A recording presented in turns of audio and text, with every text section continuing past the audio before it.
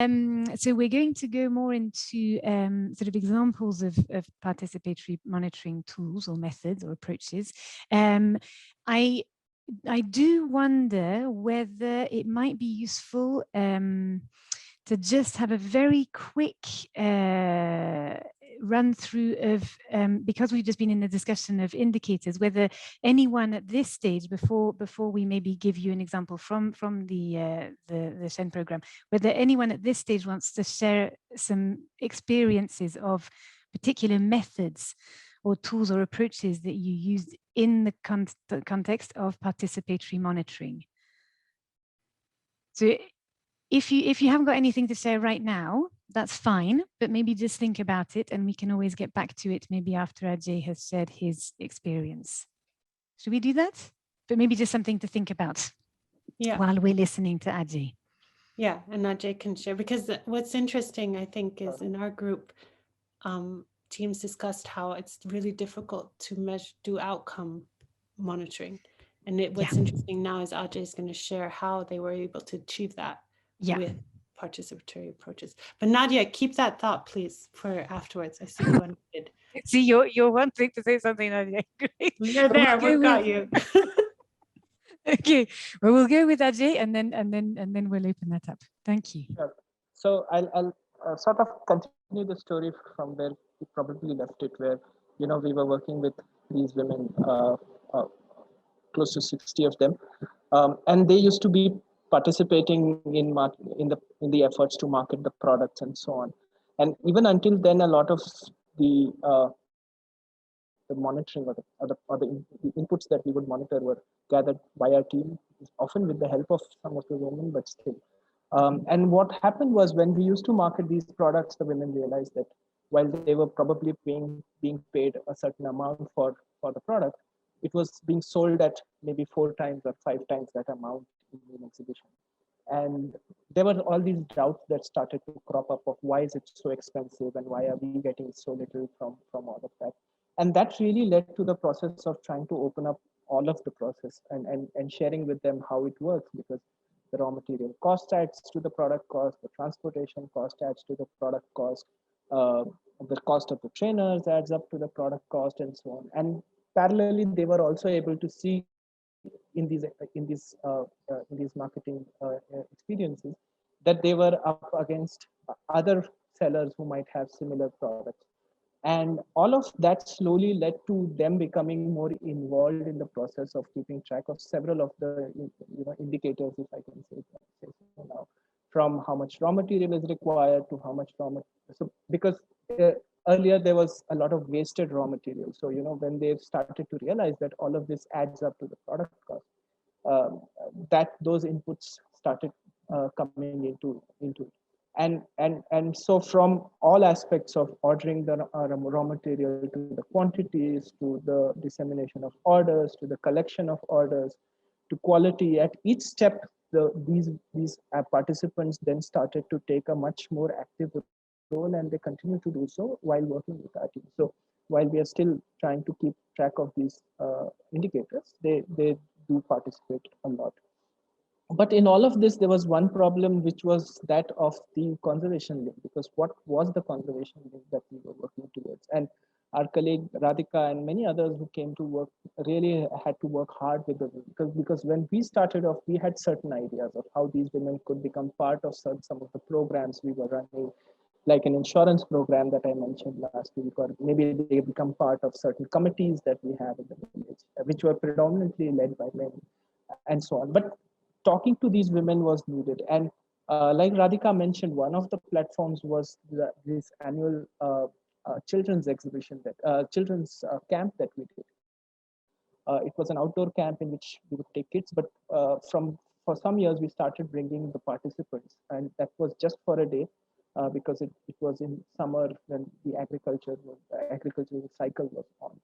And those discussions led to this idea of them taking certain actions which they thought were important from an ecological perspective, to protect the area around their village. And they said that they would maintain a diary of this. So there would be a diary which they would maintain, and they would make an entry of what was the action that they took. And that the spirit in which it would be done was to make sure that there is no harm caused to the wildlife, or to generally protect the ecology of the region. And so I'm going to only share 3 quick examples. So here is a entry made in 2017, in which one of the participants, or the participants of this village in Chichin, say that they saw a snow leopard outside someone's house in the village, and they saw it walk forward and get into the corral of another person's house, and that the animal had left without causing much damage. But we note that this can lead to loss of livestock, and they approached our team to try and see if we could work on reinforcing those corrals. And that was a very proactive step they took, and we were able to back that by trying to work with them on reinforcing these vulnerable corrals. Uh, an example from the following year, where the women write that a lot of garbage is getting collected. Our animals and wild animals eat this from the garbage dumps and they fall ill, and how one of the members of their community had a cow who developed certain problems because of that. And they felt that it was important to carry out a cleanliness drive. Now, this was not something that we had thought of. Like I said, our ideas might have been very different, but we realized that they had their own ideas of what they saw conservation or as being important. The third and last example, more recent one, in which the villagers of this village say that there are tourists in winter, and they create a lot of noise and disturbance because they want to photograph the snow leopard in certain ways.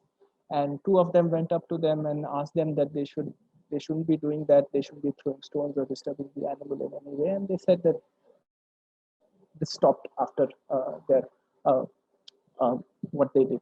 And in this process, what we realized that we were able to get them to monitor some aspects of the program, which we were otherwise doing probably mostly by ourselves, but we were also able to link it in certain way to conservation. And in that, we think that we had a lot to learn from it. So what you see in this picture is, what they do with the garbage. They burn it, and which is very unfortunate. But the truth is that these areas are so remote, and that this is how much of the garbage is dealt with. But the fact that they were going ahead and taking charge of it, and they were willing to do it was interesting to us, for us to know. And I'll end with a picture of the women, when they go and uh, at one of these fairs that they attended. That when we started the whole idea, we thought that it was all linked to livelihoods, and that livelihood would lead to certain changes. But what we've realized, that despite our inability to be able to make as much money and pay them, there is still a requirement or a request from the women to continue the program, because today we have about 108 women who are part of the program.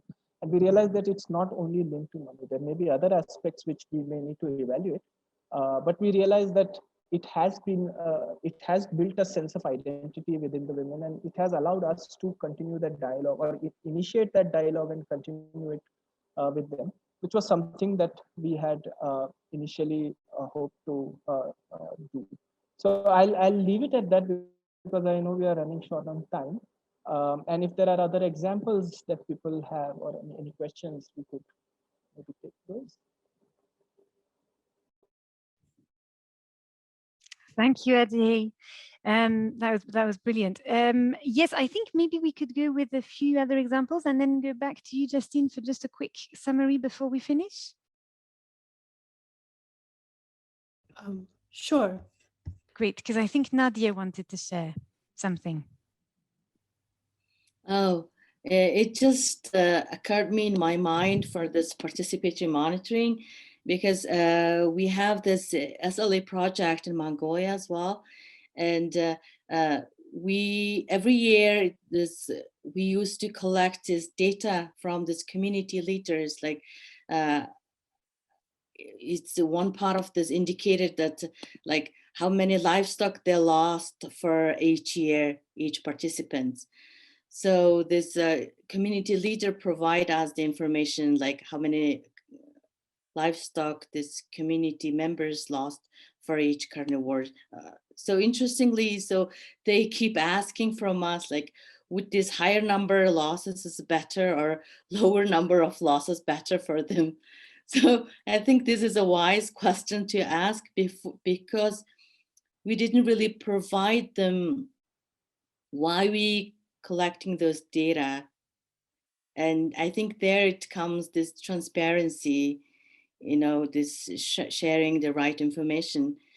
And because then they got to know this is just a monitoring purpose, because we try to compare whether their losses is covering this SLA income or not. So now it's both better for both sides that they provide us the right honest information, and we get this you know, right information from them.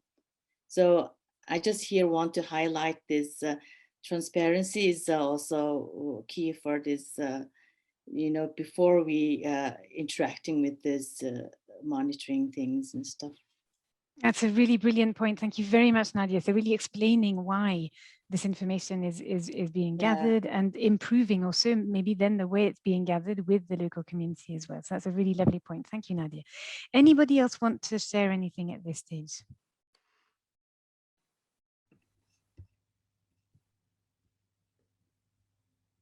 And we'll make sure also in the final session to have more time for these kind of discussions, also related to evaluations. Yes. And experiences. Yeah. Maybe I'll go ahead then, if that's okay, and share just to close this session. And I know I'm bringing it back. Yeah. Justine's favorite slide. I know. Okay. I'm going to just go back to this just really quickly to just try to take out some of the messages that Ajay shared about the program and how it involved and how it brought in these participatory processes into the monitoring that became more than monitoring, it became part of the Shen program. So I just wanted to illustrate how it fits in this program and how, you know, it evolved.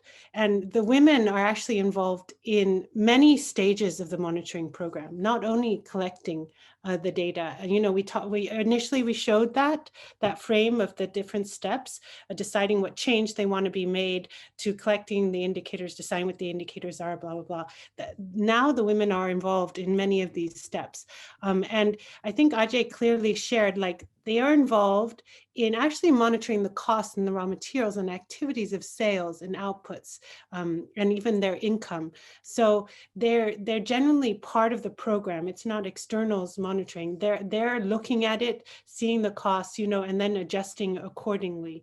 And this has a wide range of benefits, as Ajay said, on ownership and sustainability and understanding of the enterprise and building their capacities.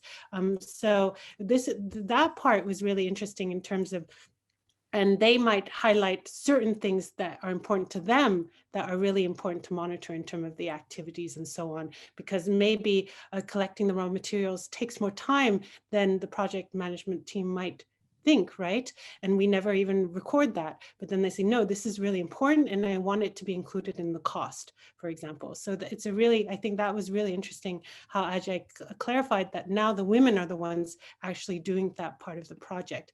But which is really great to see also is that the women are noting these conservation diaries, and it's strengthening the program because it's increasing that link between that goal as women as conservation actors. And they're monitoring the conservation actions they're doing on the ground. And it's not defined by the team on what conservation actions they need to do. They themselves have decided what are the indicators of conservation actions in our community that make sense, are relevant to me, and are important. And that is probably leading more to the sustainable goal of them as conservation actors. So I just wanted to highlight that it's more than them just collecting the data. They're deciding what to collect and then informing and reflecting based on what they're collecting. So it's part of the whole cycle. So it's really interesting to see how the SLE program has evolved to be that, and to be, I mean, participatory approaches can take many forms, as we talked about initially. but it can be from the beginning, deciding what your conservation goal is, to deciding what indicators to collect that the women or the participants can decide themselves, to deciding, what actions they want to take. So I think the SLE program is a really nice example that brings it all together, and it'll be really interesting to hear how it keeps evolving. So I hope Ajay will keep sharing that with us and see, how it's evolving. And yeah, I think that's where we want it to end. It's just that, Ajay really showed it in practice, and I tried to fit it within this framework, but please don't limit yourselves to the frameworks, because it needs to adapt. It needs to be really context specific, and the world is much more complex. So just keeping that in mind when you think about your monitoring activities.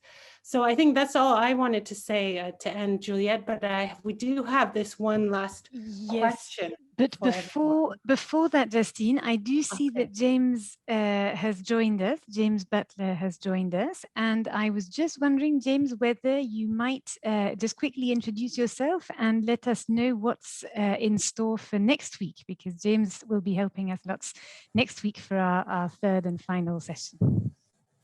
Hi, everyone. Hi. I was a bit late, so I only was here for the last hour. And I gather you might have been hacked as well, so apologies if I gave you a scare. Keeps us on our toes, James. It's yeah. fine. I'm just testing the system, making sure it's working. That's it, right? That's my job done, and the invoice is in the post.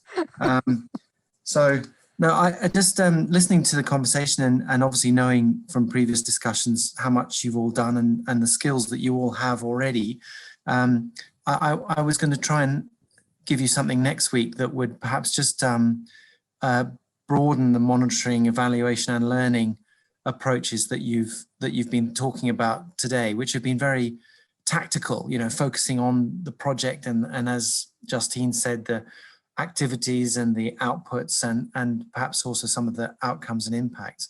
But I was thinking, Justine and Juliette, maybe next week what we could talk about a little bit is some of these generic indicators that we've developed around conservation conflict and some of the more intangible stuff that is very hard to measure, but is, we think, critical to understanding how conflicts that you're dealing with can be mitigated, if not resolved.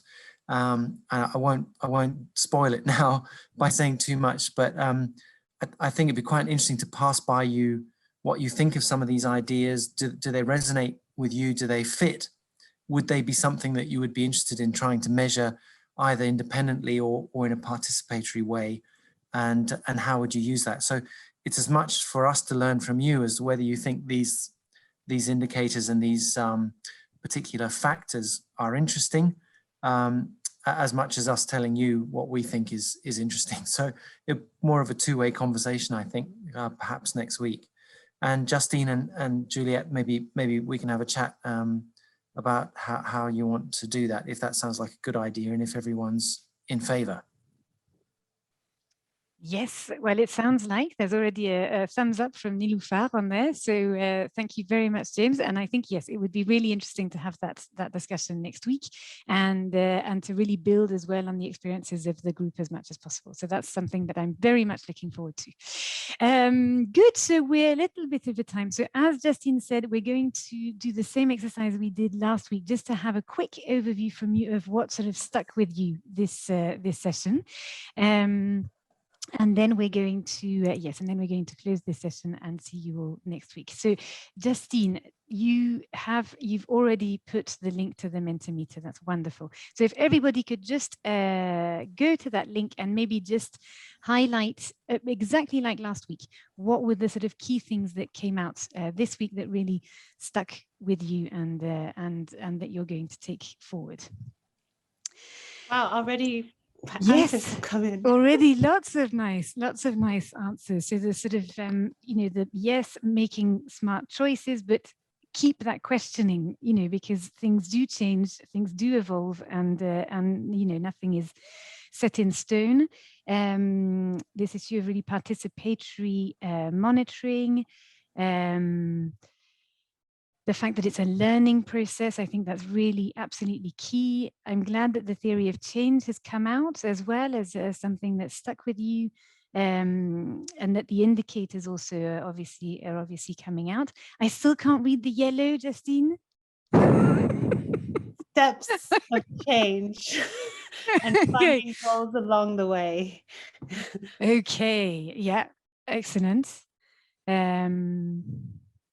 I really love this, the fact that keep questioning is coming out really quite broadly. And also, yes, you know, thinking of ways of bringing in participants. And I think that was really well illustrated in Ajay's story of the fact that, you know, the process did change as the level of trust increased and you know, the engagement with the local community increased. And that obviously made it much easier at that point to get those women involved in the monitoring much more closely. Yeah, the fact that it needs to be adaptable, but still keeping that level of quality all the way through as well, and the transparency. So what Nadia was referring to at the end there, you know, the fact that, you know, it's a constant learning process, but where we all have to be very transparent about why we're monitoring in a particular way, or why we're changing the monitoring in a particular sense. Always opening those discussions up and getting that input from local participants if possible. Brilliant. Well, this is all really encouraging. So Justine, like last week, you'll share all this with us? Yeah. So that we have all the material for the week. And also, as I pointed out in the chat, we will be putting together a reading list for everyone, not just on participatory monitoring, on monitoring as well, and also linked to the issue of conflict as James was highlighting. So we'll put that together before the end of the course and share that with you as well. But that's really lovely to have shared all that with us, and we look forward to next week, where we'll be sharing experiences on participatory monitoring and evaluation further. Justine and Ajay, anything else I forgot to mention? I usually do.